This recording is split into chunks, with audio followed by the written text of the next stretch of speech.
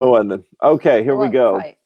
Yes, so it's the Poppy and Lou show with your hosts, Poppy Sprague and Lou Martin. And we're having a laugh, but we know that not everyone is having a laugh these days, my friends. And so Well, we've we been, can do both, right? we can and we will, yes, there's no doubt. And so the title of our little chat here for today is Tools to Deal with Unprecedented Change. And you have a couple humble geniuses coming your way to share our wisdom, strength, and hope, as we say. And we'd love to have everyone jump on here. We're both trying to share this to our groups. And then we live for questions and comments, because that helps us to not just, you know, do our own thing, but hear from you and be of better service to you, and as well hear where everyone is at, who is going through these huge changes out there in the world. It is quite a powerful time. How am I Can I doing? just add a fantastic? Can I Good add there. a couple boundaries for us? Oh, yes. It seems to me, and you guys welcome on the replay, that the kind of wonderful people that engage with this, we talk straight. It's some vulnerable shares and some challenging questions and some challenging answers and ideas and so on. And so what I always say to us is be as open as you want to be. Lou and I have got you. It's a culture where we talk straight so that we can help each other and share what we know and so on. And in terms of if you get really moved and challenged and stirred up in good, bad, and in different ways, we've got groups to contain so that you can come in and work with us more, or debrief. What did you learn? What did you take away? Moan, any of that. So it's fantastic to, in my mind, we get to be a container for people. And then there's follow up, really, so that you have a place to be in community with people who are doing the doing too. Is that Yes. fair, Lou? So we could Oh talk God, about yes. that a bit Yeah. at the end. Yeah. That's absolutely true. And All is welcome, right? yes, of course. We're here that's beautifully put, my friend. We're here in loving service, and we want to reach our hearts out to everyone who, might feel quite overwhelmed, or, anxious or fearful. And we want to be a safe space for people to learn how to come back to themselves, and learn how to, as cliched as it is, see crisis as an opportunity for great growth. Is that fair? Yeah. Yeah. Yeah. And also moan, through the process, because we're all in our different places of understanding and fear and challenge and frustration, and everything's welcome, because when anybody comments on any of the work that we do, on live or otherwise, people identify, like, in so many different ways. Fear of asking for what you need, or putting words to it, or sharing things online, or any of that. Yeah. We're getting stirred up, and understandably, and it's okay to be naive and angry and everything in between, in my view. I Sure. think you'd agree, wouldn't you? Oh yeah, absolutely. We've got our friend Tina is here, and Suzanne Holloway is here. So there's a couple of our loyal followers. Fantastic. Yeah, So what are we brilliant. doing again? Let's say for the ones just hopping on. Sure. So this is our a little hour here, approximately, for us to chat and hold space of how to cope with unprecedented change. And Poppy has her medicine bag. I have mine, and together we'll probably come up with some good ways to look at things and work with things. Yeah. So should we ask, even for people on the replay, what kinds of things talk to that for you guys? What is your how would you ask this, Lou? What is your biggest kind of challenge, pain Yes. point, frustration? Yes. And you'll see one on the feed that people identify, and it's encouraging. And equally, we can talk to it. Any questions, or you just want to sort of say where you are. And I guess you and I can talk about what we know is challenging for us and for other people Sure. around that. So we Sure. get to integrate it all. Do you think? Sure. Absolutely. Absolutely. Yeah. I mean, the first thing I'd love to hear from yourself there. The first thing that I see happening is being challenged to make peace with the unknown. And uncertainty is maybe even a better word. And you know, it's just there's so much that we don't know, and so much that we cannot control, so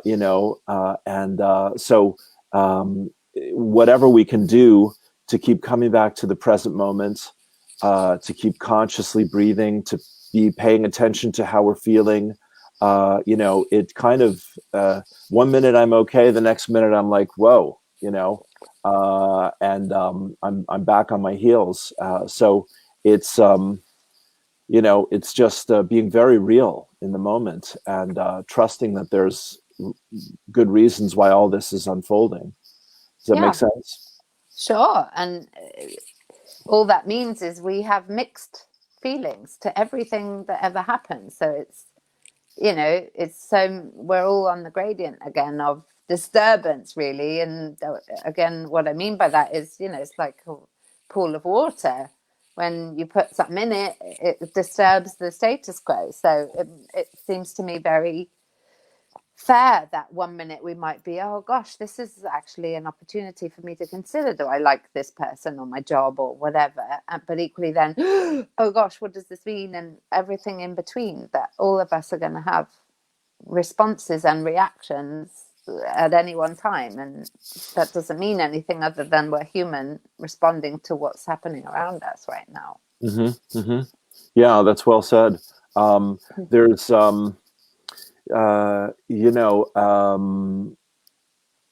the things that we do every day to take care of ourselves and to feel safe, loved, and supported. There's the therapeutic, healthy boundaries, feeling safe, speaking up, asking for what we need and want, connecting with the people that we're intimate with, the people that we're living with, and our friends and whatnot, looking after everyone to the best of our ability to make sure that, we feel safe because we feel like the people that we care about are okay at the moment. I find all of that is very reassuring on the outer level of things, on the not that it's greater or less than, but then within myself, it's like I do meditate every day. I do my morning prayers. I read things that are inspiring to me, empowering to me, these kinds of things, and that keeps putting my focus back on what I intend my day to be about. And then, I dance with whatever and whoever shows up. Yeah, I think this is the challenge for a lot of people generally, and particularly at the moment, is how we design our day. And like very, very specifically, but with clarity, is that before we go to our mobile phone, before we go to the news, before we go to Facebook, these are success principles. Knowing that, and again, since the dawn of written history, this is what's talked about, is you become what you think about. You become what you believe deeply in our deep subconscious that we don't necessarily recognize, which is why Lou and I offer you wonderful things to do more of, is, fundamentally, we get to, in the morning, do whatever we want to call it, happiness habits, success disciplines, growth work, soul work, to just say, hang on, where am I, before I get sort of hijacked by the messages or we just it's the training. We take the time to say, who am I? What am I about? What is my sort of, I don't know, intention for today? Yes. Where do I need to have my own back? What did I learn yesterday? And again, people often think, I can see it in their faces sometimes, is, I don't have time for that kind of navel-gazing woo-woo stuff. And it's kind of like, well, that's a shame, because any toxicity or overwhelm or anxiety you feel is having a ripple effect to the rest of the planet. So why don't you step up a bit, my friend? Well, that's a brilliant point, honey. I couldn't have put that better myself. Tina says this is a time when we really get to know our relationship with ourselves, which is another great way to put that. I mean, intention is a very helpful word right now. There's this chap, John Kabat-Zinn, and he wrote a book called Full Catastrophe Living. You ever heard of this title? No, never. Yes. What great Well, title. it's I've not read it, so I have to raise my hand about it right off. But it's a very appropriate title, and basically it's about how to cope with, when your husband or wife gets hit by a car. you know. Wow. Yeah, yeah, and you Wow. have to go through that with them, or how your kid, what happens if your kid is kidnapped and returned to you? How do you cope with that? Yeah. These kinds of like full blown nightmares. And I don't know if you saw this post. I mean, I love Facebook for its wit and wisdom as well. Where someone said 2020, written by script by Stephen King, direction by Quentin Tarantino, and it is kind of like that. Send Um, that to me, please, please. sure, Yeah. I'll try to find. I think it's in my photos somewhere. Happy to do it, but it is kind of like a horror story for the people that are really on the front lines. I mean, I spent a lot of time in New York, growing up in New Jersey. New Jersey is evidently going through a lot right now as well. Marianne Williamson, who I love. She does dailies. Michael Moore does dailies from New York, etc. So I hear their stories from them. The good side of things is, of course, as we know, people are being incredibly generous.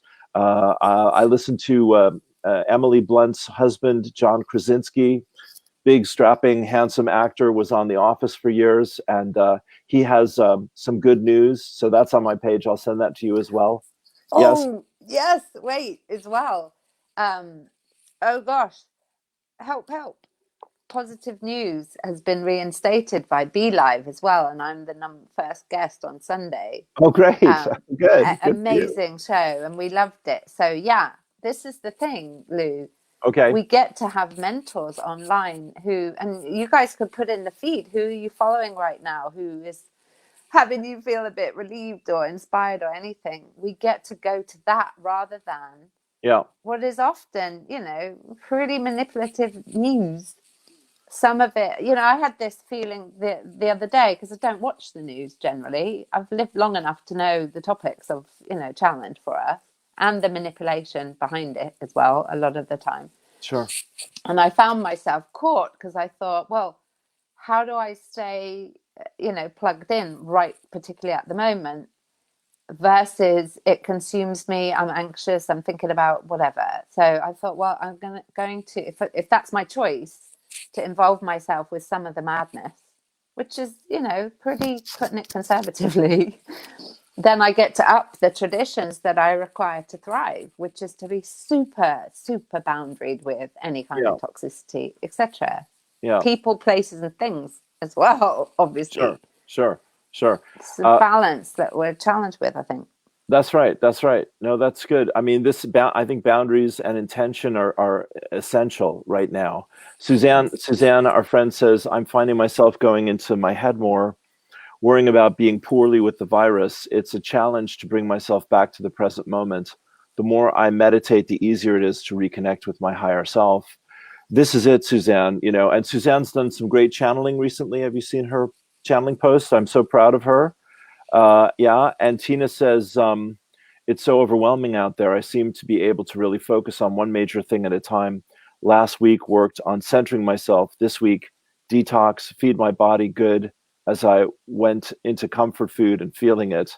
I have the capacity, right, I have the capacity, not one thing at a time, to get back on track. Yeah. So like what we're all saying here is slow down, pay attention, listen to your inner guidance. If you can meditate, great. If you can do some affirmations, great. If you can even just put on some lovely music and just Yeah. chill down. Yeah. Well, yeah, and it seems to me that's quite advanced for a lot of people, honestly. I think a lot of people do go into their head and think, and what can I Sure. do? And I'm Sure. not kidding. I'm serious. All right. I'm just taking that in. Forgive me. Yeah. Yeah. Well, in terms of, hang on a minute, we're all on the gradient, but my structure's gone, and I'll do this or that, and then now I'm bored, and meditation and affirmations, that doesn't work for me. It's kind of, for some of us, I think we get to start with, could I put a comment in a live like this and ask a question, even though Poppy and Lou seem a bit woo-woo? I have an issue with my partner, for example, that we start, any of us, to go, what, you have a group online that, you know, is kind of like a mastermind for people who want to moan. Great. Oh, and now I can think about, maybe I've got more power. So we're kind of like stepping stones to the unknown, as it were. Sure. Instead Sure. of just, you know, if this happened in my mind 20 years ago, how old would I have been? Yeah, probably. The idea of time, like, because I couldn't go out or couldn't go, I'd have been drinking, I'd have been smoking my head off, I'd probably been bitching on the phone with my friend who was a bitch, etc. I wouldn't have been able to go, oh, I'm going to meditate to center myself for, you know, some soul work this morning. Sure. I'd have been in real trouble. And Well, I imagine a lot of people are like that right now. Sure. Sure. No, you're right. And, you know, it's, this is deeply challenging for many, many people, and it's not easy for anyone, is the truth of it.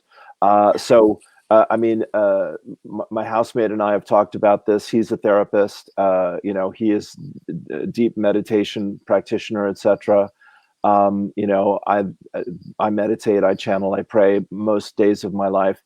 The things that, like, this is a new chance to look at these ideas that a lot of us have just dismissed as irrelevant or unscientific or not valid or not helpful. And, you know, you know, it's really about calming down and quieting down and being able to come back to some sense of, I'm okay right now, you know, or I can be okay in a few minutes if I yeah, focus on my breath, if I listen to some music, there's so many. I was on this COVID website from, I think it's from the EU, and they're posting meditation apps, you know, wow. Calm and Breathe and things like this. I'm going, that's brilliant. That's brilliant. So, you know, this is a time to re-examine the resources of our world that people wouldn't slow down and pay attention to in other times. Yeah, yeah, and get, oh, I was going to say aware, but that's what it is. That anybody that we're spending time with in any capacity is our mentor. So, for example, if we watch the same news channel every night, that news reporter is your mentor. Sure. And so we can choose, you know, like a couple of the people you mentioned that essentially are your mentors right now, I've not heard of, which is why you guys can put in the chat that, you know, we go-to person who we resonate with, whomever, it doesn't matter if it's, Sure. you know, hairstyling, whatever, if it feels good to us. Yeah. You know, Simon Sinek and Trevor Noah, and they're on my daily. I really enjoy them, and they're very dynamic people, etc. So we get really curious.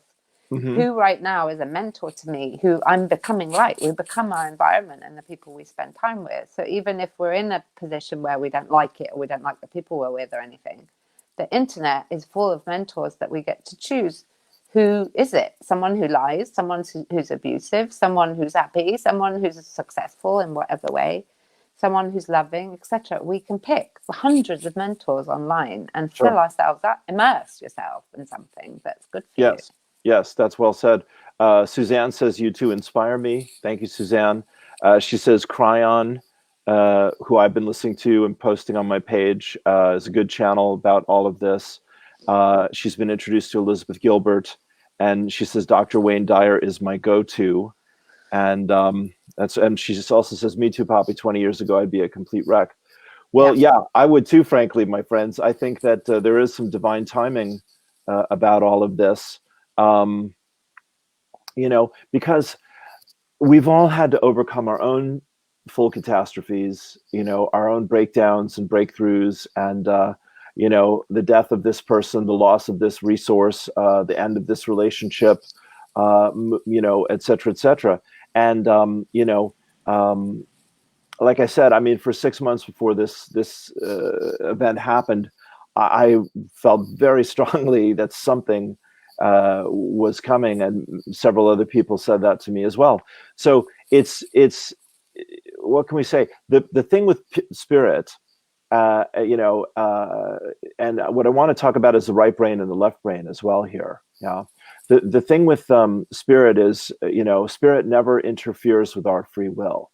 The thing about balancing our heart and our head, our feminine and masculine sides of our mind, the creative and the logical and all that, is you can approach mysticism as a scientist.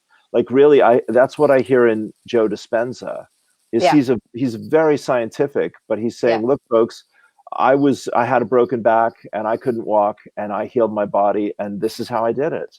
So Yeah. however you create and work with your loving higher power, you will open the door to unlimited experience. So I Yeah. really think that's as we said, planetary healing crisis.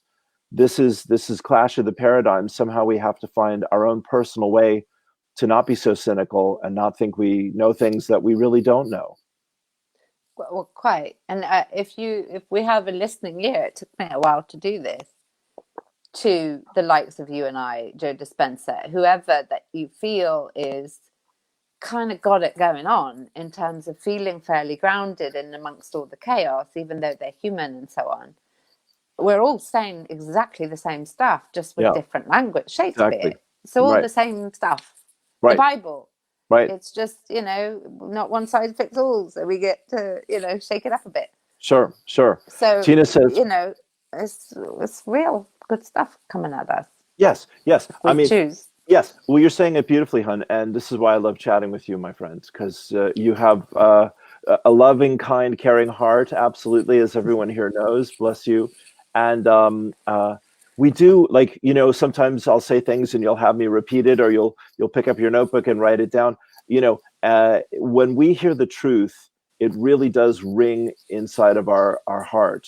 And that's what we're listening for, I believe, when you're saying the Bible and Shakespeare and all that. It's like not every word in there is true, but there are truths. There are truths in there that do speak to us on a soul level. Tina says, my childhood prepared me for this time in life. I can see that, all the uncertainty. I find myself doing what I did as a child, which is numb out the pain of it by sleeping, comedy, comfort food, eating, and I'm finding working more therapeutic and escape from home. Wicked. Very good.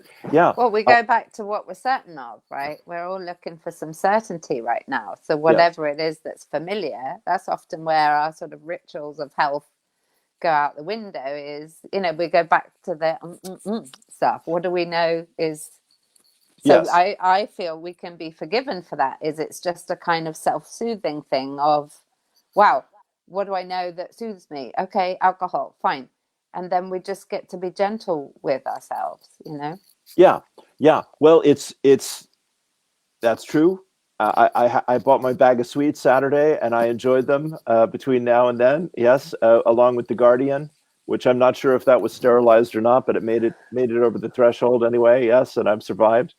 So, but I was also, the other side of the fence is I was just hearing in terms of our immune systems and in terms of being as healthy and as strong as we can be, that, we want to be aware that, and of course, emotion is a part of our immune system. It's a big part.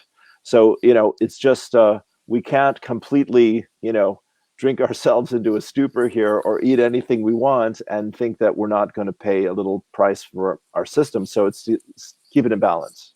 Absolutely. And what I meant by it is we get to do this kind of stuff, get together and have these kinds of discussions to get conscious that whenever we do anything, we're just trying to meet human needs, So if we do nut stuff, it can be, well, everything was all a bit, predictable, and variety is a human need, so I've messed it up. Okay, how might I get variety in a healthier way, for example? Sure.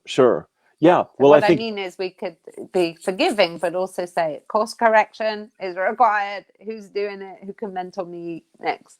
Sure. No, that's true. I mean, this is what growth is to my mind, is finding new solutions to old problems. Yeah. Okay. And like you're saying, there are so many, inspired and inspiring teachers and talk show hosts and podcasters and counselors and all of that. And we're adding our voices to the chorus here and having a laugh as we can to do that, because, we really do know that humanity will get through this initiation And like we were saying last time, remember just a few days ago, you know, an initiation is going to ask you to do things that you've not been able to do before. That's why Oh, it's yeah. so powerful. Yeah. And that's the nature of all change for us. All expansion doesn't come from, you know, sitting on your butt, eating sweets, watching some soap. It's Not all the uncomfortable. time, anyway.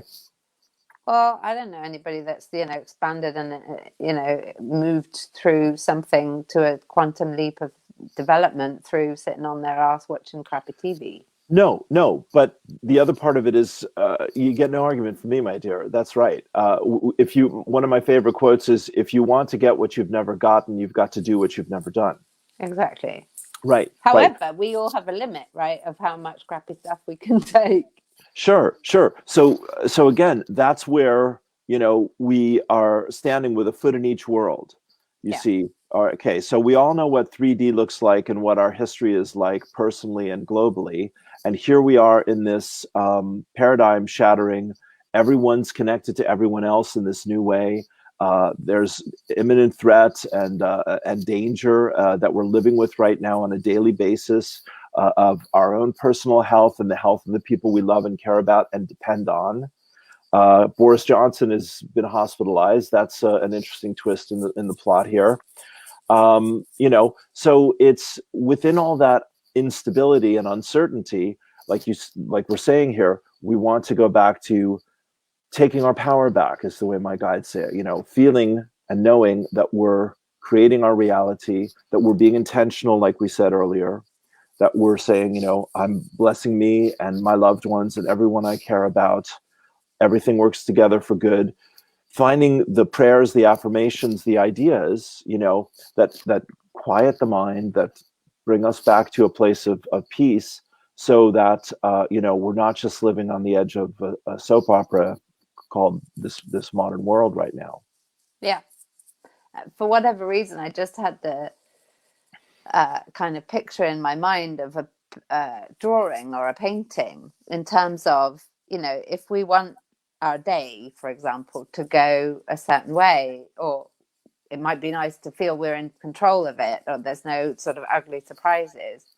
The way that that can happen quite with drawing something or painting is you sketch out an outline, which means rituals for the day, you know, things that we're certain of that are useful to us, whether it's meditation or, oh, the popping Leo light, for example, you know, something that says we have certainty over something X, Y, and Z when it feels quite uncertain for some people. So Sure. we, rather than, again, you know, we're just meeting human needs, but it's, I think, a kind of a very healthy approach would be, what does my day look like on Sure. all levels, and not what I have to do to toe the line to whatever, but, you know, what do I get to do for me? And then we're more attentive to the kids, or we're more kind of on it with what we need to pay where and all of that kind of stuff, rather Yeah. than we're reactive and passive and being dragged along by whatever life seems to put in our path that day. Sure. We're not primed to be positive to it, or aware of it, or ready to take care of ourselves in a way that perhaps we haven't before, etc. Yeah, yeah, no, that's good. Abraham talks, I love all that. Abraham talks about the beginning of our day is, like we're saying here, the most important moment of our day, because that's when we are deciding, as you said, what it is, what are my intentions.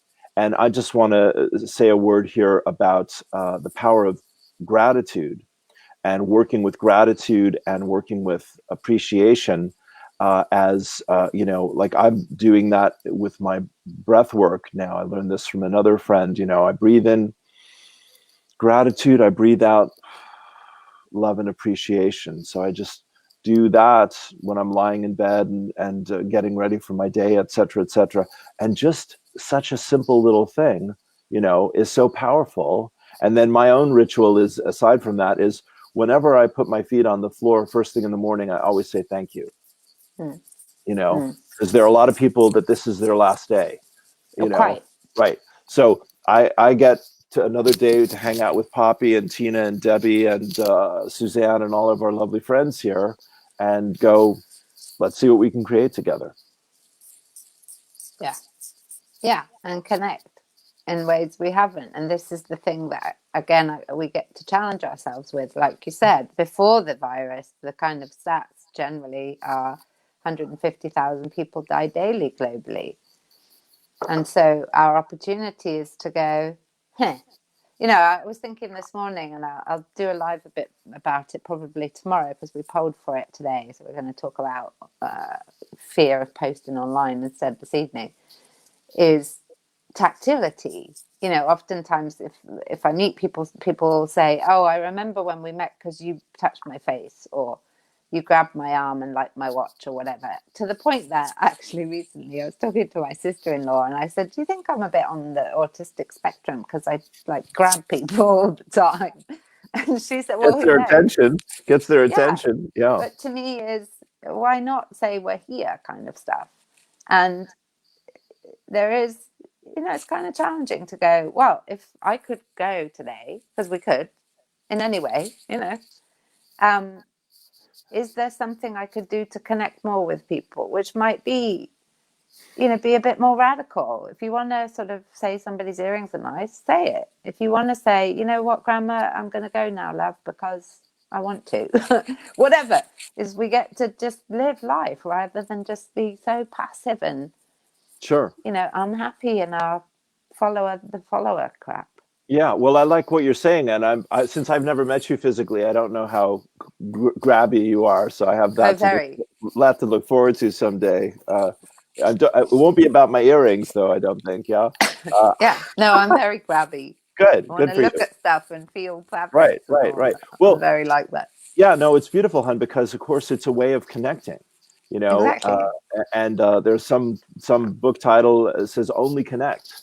You know, and it's this is what you and I get to do with each other and with our friends here. You know, is listen to people's hopes and fears and support people's, you know, better nature, the angels of our better nature, and be compassionate and vulnerable, and hold the space for people's pain and judgment and worries and fears and all that. Pauline says, that is my first gratitude each morning. Thank you for my life and health today. Debbie says, yes, the meditation prayers help with the fears. And Debbie says, I'm grabby too, so you're a good company. Yeah. Well, I like it about me. A lot of times people will say, you know, the reason I remembered that is because I was attentive to people don't touch me. I don't get touched much. Or, you know, this guy, famous story of this lecturer guy I saw all the time in my university, and he had one thin arm. And one day I went up to him and I grabbed his arm and I said, what happened here? And he said, you know, in 10 years of lecturing in this school, nobody has ever asked me that. And yet it's quite clear to me that people notice. And I said, well, tell me your story. So from then on, we'd always, you know, hey, in the corridor. Right. Well, you treated him like a human being, God love you, you know. Well, and that's the irony, because I think a lot of people would be fearful, oh, I don't want to upset him, or some silly thing. When he was saying, I feel isolated because people see me but don't want to talk about me. And it's kind of like, well, wow. Well, yeah, you're making a great point here. You know, this is it. We tend most of the world most of the time is living in our heads, and what full catastrophe living brings us to is you have got to be in the present moment, because you cannot get through this situation if you're not in the present moment. Is basically the invitation. Yeah. So the more we are in the present moment, the sweeter the present moment becomes, the more vital it becomes, the more alive we become. And, you know, a lot of things that, like you're saying here, social norms and such that people would obsess over. I mean, I just had this conversation with Joanne because I'm from California, of course. I lived in LA for 30 bloody years. So there's a lot of things that my English girlfriend thinks is like just completely wrong and out of bounds. And I'm like, it's not even a thought in my head, because I come from a different culture entirely. So I'm just making the point here that, you know, let's talk about fears for a moment, if you like, and let's talk about how people recognize and meet their needs, because I think Yeah. that's important. Can I just talk to what you just said? Because Yeah, I think please. it's Yeah, probably the whatever you same like. stuff. Yeah, I think one of the reasons why we're not so present, one is we're just not used to doing that. We're sort of thinking about the future or the past all the time. But equally, the intensity of the moment when you're in the moment is challenging a lot of the time, because it can be, oh, I don't know if I deserve to feel good. Or, wow, if I'm attentive, my mom's dying, or my partner's left, or, I have something going on with it. I don't want to be, intensely in touch with that thing. However, the opposite side of it is, Tina and I, we went to the movies once and we were both like, there's nothing on here apart from some crappy thing about or some woman, doing whatever, and all horror movies. And I said, and she said, or one of us started it with, this says so much about us, the intensity of our need to be smashed through, to feel something with all of this horror in our faces. And yet we can't turn to our partner and say, I'm going to go and be with my friends this evening because I just need that connection. And I love that, you're on board with that, or whatever, as we connect with people rather than we're stuffing our faces with popcorn and looking to sensationalize whatever it is, like as standard. Because, balance and moderation is being an sure, adult.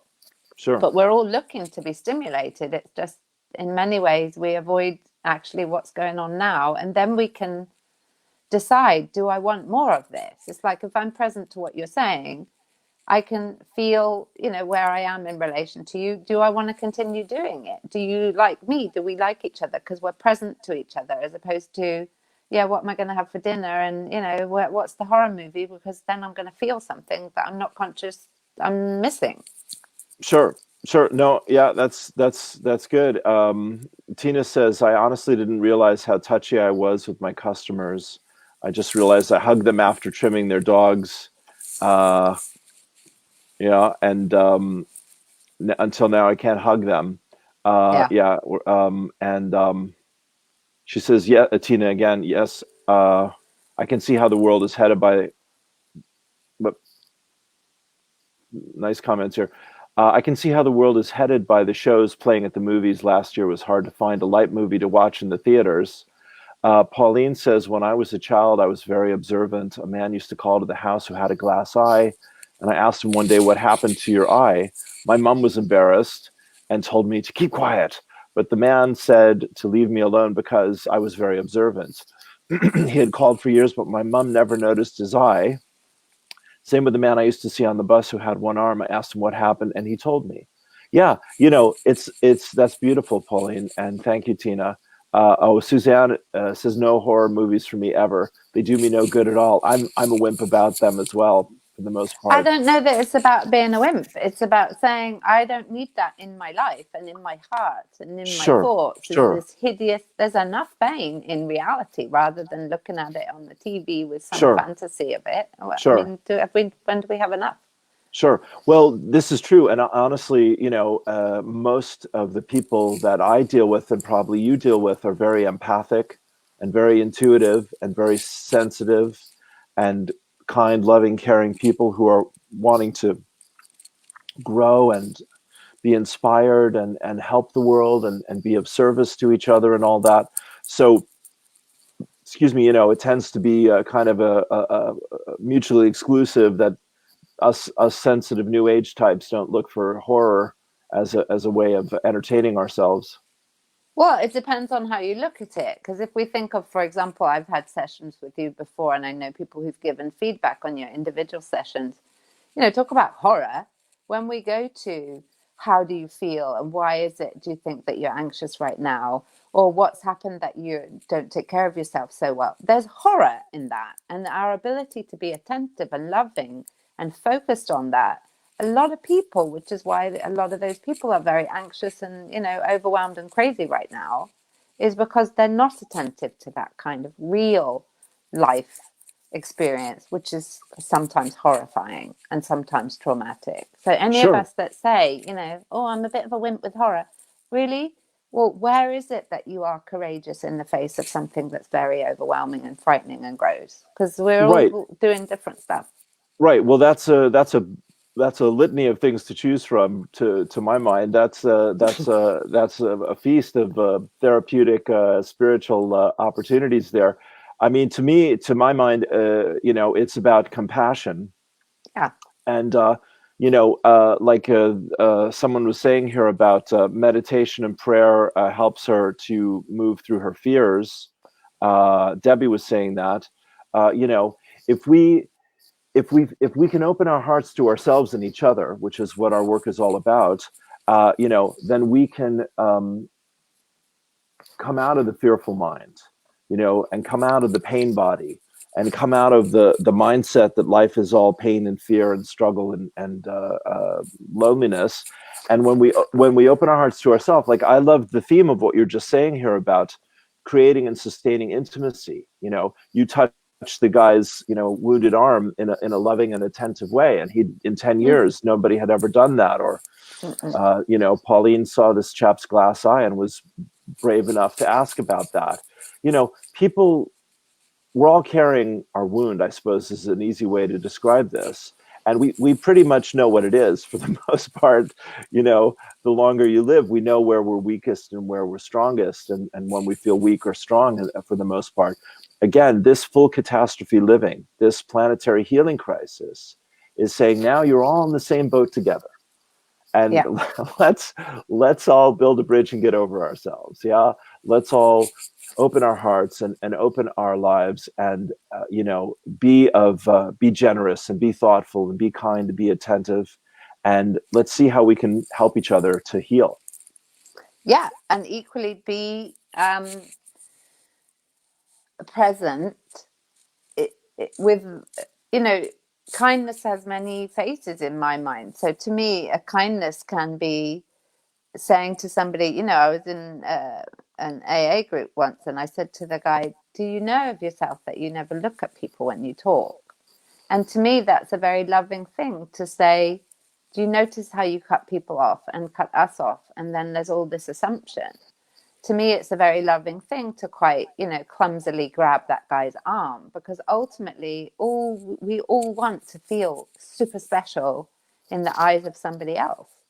And Yes. How can we feel that if we notice, our friend is shooting up drugs and we don't say anything, or, the neighbor is an utter bitch and gets away with bullying everybody? It's not loving to allow that to continue to happen. It's to say, my love, I noticed that you X, Y, and Z. I see you, whatever. This lady, for example, it depends on your perspective, but I went for a walk with the dog this morning and this woman was coming, and I could see she was quite nervy of me coming because it's quite a narrow path. And she shouted, and it was a very anxious voice, could you stand over there? So there was this kind of, I don't know, car parking space. And I said, of course. And I could feel her.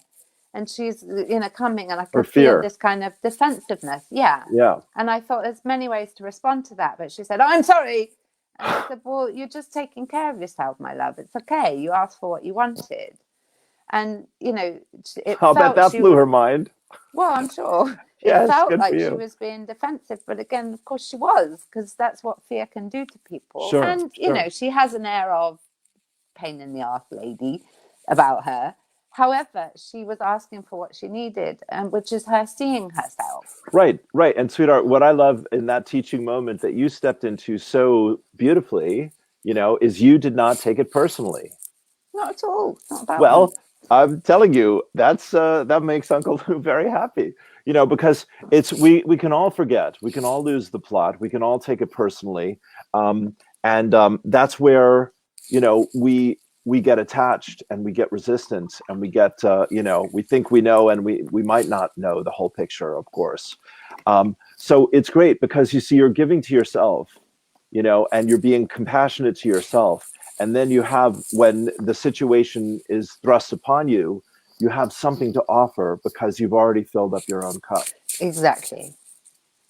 And that's you and I know, particularly right now, that's so important. So again, whether people look at this, the gift of this crisis as a healing opportunity or spiritual growth, or, how can I be a better person, or how can I be more loving in my life and my relationships, or how can I be more open to the universe that even in the midst of all of this is still taking care of billions of people, this incredible world, feeding and clothing and housing and looking after billions of people. Again, I'm sure you gave her something that she needed very much, and that was the grace of that moment. So, well done. I don't really think about that stuff a lot, until after the event. And I thought, she's in fear and expectation that her fear won't be taken seriously. And I get that, we all Sure, are there sure, often. sure. And, in another circumstance or another time or with other people, would have been two people screaming at each other about who should be on the path and all this kind of thing. Well, let me tell this story. It's a All very right. quick one. All I right. was again with Tina, and we were in a bar, and this chap came over, and he was clearly off his nut on some kind of drugs. Yeah. And we were having a load of us, well, Tina wasn't there, a load of us having a really lovely conversation. And for whatever reason, I was triggerable right then. Oh, he kind of was giving my friend some shtuck, and I felt defensive and overly identified. She was quite passive, and so I stepped in, and basically, I don't know what I said, but it was something like, listen, all was well, and now you're coming in here giving us a bit of stuck. You've not been invited, something like that. And then he got wounded. And Tina, because she can be like an Alsatian puppy, comes along, didn't hear any of that. Hi, who are you? And it completely, what's that word? Cut through. Yeah. And he went back to his place of being more him, and me too, and the other. And I said, listen, could we start again? And he was a lovely guy. Granted, he was, drugged up. But Tina's innocence of not taking any of that personally, and she wasn't conscious to any of it, just came in with her happy self, and everybody was happy. Right. And I appreciate that doesn't always happen, but it was very profound how just a different kind of vibration came in and totally shifted everything. Sure. Oh, it's a brilliant point, honey. And more power to you and to Tina. And it's kind of like the highest vibration or the most dominant vibration tends to rule the day. And whenever we encounter each other, we're always somewhere adjusting our little antennas, and trying to feel our way into who are you and where are you at and where am I at and who am I in this situation and all these kinds of things. Ram Dass, who is one of my favorites, he told us a story sometime in a workshop where he said where there's this drunken man who'd been fired. This is in Japan, I believe. And he comes onto the subway and he's like, I'll fight anybody in this bloody subway, and everyone's like, oh my God. And this little old man speaks up and goes, come over here, sit by me. And the guy's all confused, he's like, someone's being nice to me and I'm full of rage. Anyway, long story short, he comes over and sits by the little old man, of course. And he tells the old man what has happened and why he's upset. And he winds up, of course, crying on the old man's shoulder. And the old man, sees him home and takes care of him, and they become friends. Yeah. And so this is it. And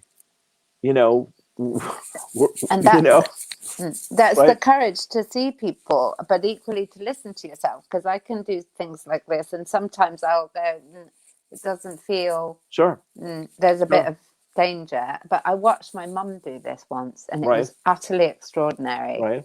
We were getting a flight somewhere in Venice or somewhere. It was an amazing little holiday we had.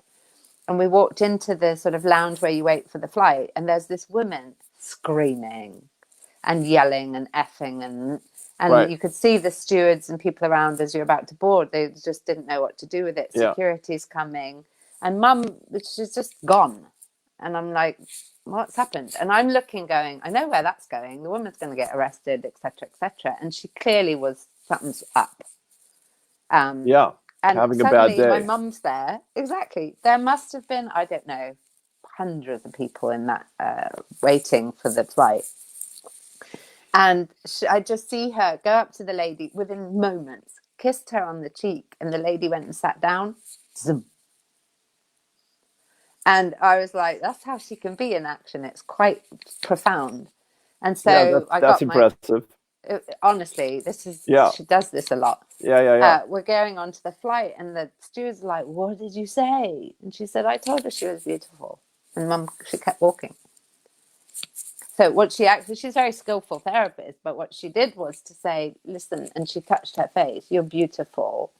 And she's looking at her, and the woman hugs her, and she said, listen, my love, if you continue this, you're going to get arrested, and then it's a world of pain for you, basically. So the woman said, and she said, you just sit down, we'll deal with it, and then you get off the flight and whatever. Yeah. And of course, I get on the flight, Mum's at the other end, and I'm sat next to the lady. She was high on coke or something. So of course, of all the people, I'm sat there like, bye, you know. She was just attentive to her and what's the word? I don't know, intimidated by the language, you know, the kind of approach the lady was having, which is, you know, rah, screw you, be afraid of me. And in the midst of it, Mum just went, listen, you're extraordinary and I've got you. And a lot of the time they don't want that. They want to scare people, so they just keep on and on. Sure. But this lady was clearly in pain and distressed and frightened, and Mum just met her there. This is really wonderful. Yeah. That's brilliant.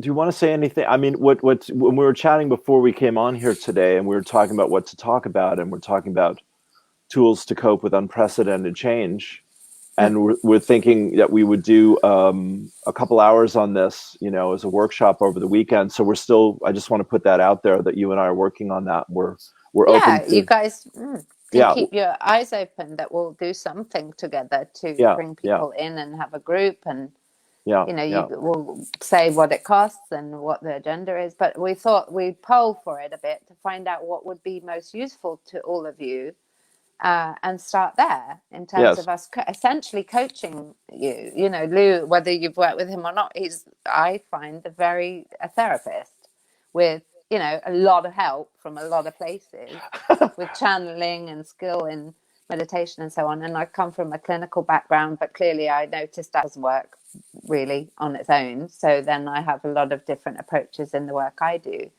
So in terms of facilitating breakthrough and grounding people and anxiety and depression and being angry at people or anxious or any of that, we're brilliant at that. So if you'd like to come in and really use us, and we can be super attentive to what's happening, beautiful. it would be worth your time, I'm sure. And obviously your investment in every way. We invest, we get back. We half-ass it, we get a half-ass life. And that's just the punchline in my view.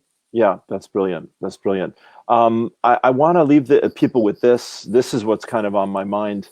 In the States, you know, this is going to be the hardest week in terms of the numbers and the medical people and the virus. Well, I'm cautioning to that, because we can't predict anything. We can say, you know, let's be mindful that we need each other. For example, people were saying it's going to be the hardest week 2 weeks ago. It can be whatever it ends up being. But in my mind, it's, if we prime ourselves for this is going to be tough, or this is going to be a hard interview, or this is going to be a difficult, it will be. You know, well, that's fine. It's challenging for all of us, and we get to go, you know what, we could really up the ante on the daily with how connected we get and how patient we are and how much we allow ourselves to rant and rave in whatever forum that is appropriate, etc. For me, it feels dangerous sometimes to go, you know, because I could get on here and go, this is going to be really hard work because Lou's a mentor and a peer to me and he's brilliant, and I'm not going to, and then it's going to work out that way. Right. You know? No, I'm not trying to make anyone's life harder or predict the future in my crystal ball. I'm just saying that I don't. Well, a lot of people are saying this. Yeah. So grief and pain and fear are like really what full catastrophe, you know, living is forcing us on some level to prepare for, you know, and I just think it's mature to see that this big wave is heading into our lives and how to cope with that. That's all. That's the point I'm making. Yeah, and I think for me, that is a beautiful, very attentive way of saying it, as opposed to, you know, a lot of people are saying things that I think are not healthy for us, which, you know, is a different way of saying the same thing, but in a Sure. kind of scary, get ready, brace yourself, as opposed to Sure. let's welcome each other to talk about our experiences. Right. Good point. Yeah, that's what I definitely want to create with you and to put out to people that would hear this and share this with people that are really, that might not be on the call here at this moment, but would hear this over the next few days. And, that we spread the word, gossip about us. That we're a place for people to look at stuff and talk about stuff and not be judged and not be criticized and be, hold a space for people to move through their feelings. And I think it is going to be pretty intense the next few months on this planet. Yeah, big time. Yeah. So I love you, sweetheart, and I'm Likewise. so grateful to catch up with you any chance we get. And thank you. Let's Yes. say where people can access us other than the workshop this weekend, which we'll say some more about. Where can people find you, get you, see you, all of that, and me? Sure. Thank you. So Age Before Beauty. Yes. Age Before Beauty. Yes. So so I'm at loumartin.org, and my Facebook page is Lou Martin or Lightheart 2012. And I have a group called Awakened Spirits Network, which is for teachers and teachings. If you're not on there, I don't know if you're on there. I want to just pitch that to you as well, hun. So I'll send you the link for that. And that's another good resource. And then Poppy and I have done interviews, and I've done interviews with many other wonderful, inspired folks. And that's on my YouTube channel, which I've now also called Awakened Spirits Network. And Joe and I have done some great lives. Brand consistency. Yes. I'm moving up in the media scheme of things. and my partner Joanne and I have done some great lives because I've been sharing that she's been through a healing crisis and a spiritual awakening with her own healing journey over the last few months, and she's very brave to share that with everyone. And there's a lot of clues and hints there for all of us. And my greatest passion is one-to-one sessions, and I'm always happy to help people move through the stuff and get to the goodies. Well, me, Poppy, do you know, if you put Poppy Psychologist in Google, my website comes up. Oh, how nice. Yeah. That's easy. You can get me on there. However, you can get lost in that website. There's so much on there. On the Poppy page, my business page, Monday to Friday at the moment, I'm doing 15 minutes each night at 7 p.m. UK, just on whatever relevant topic there is. This evening, what are we doing? Fear of posting online, etc. stuff. Equally, we have Frontliners program, we have Academy for Self-Mastery program, and as a clinician, I also assess people for whatever wonderful things are going on in their lives. And a lot of people say that was extraordinary, just one session, and then we go from there. I can refer, or you work with me, or both, or whatever. So everything and anything is possible for Lou and I think. And if we couldn't do it, which is highly unlikely, to be fair to us both, we know a lot of good people that we could refer you to. Sure. Right? Yeah. Well said. Very good. Hooray. Thank you. Thanks everyone. For being with us, guys. Thank you, Poppy. Thanks, everyone. Thank you, Lou. You're you so welcome. Okay. Peace out, and we'll talk again in a couple days, we hope. Yes, for sure. Okay, honey. Bless you. Okay. Peace. Bye.